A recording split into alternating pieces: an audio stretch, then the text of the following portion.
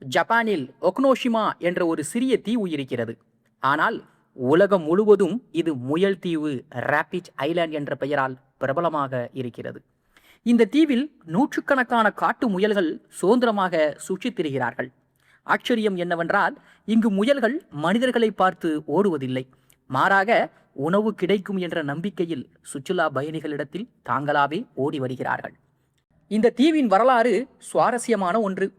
இரண்டாம் உலகப் போருக்கு முன்பு ஜப்பான் இங்கு ரகசியமாக விஷவாயு உற்பத்தி செய்தது.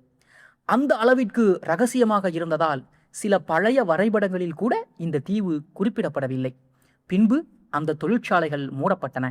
அதன் பிறகு முயல்கள் பெருகி தீவின் அடையாளமாக மாறின. இன்று இந்த தீவு உலகின் மிகவும் வித்தியாசமான சுற்றுலா தலங்களில் ஒன்றாகவும் இருக்கிறது.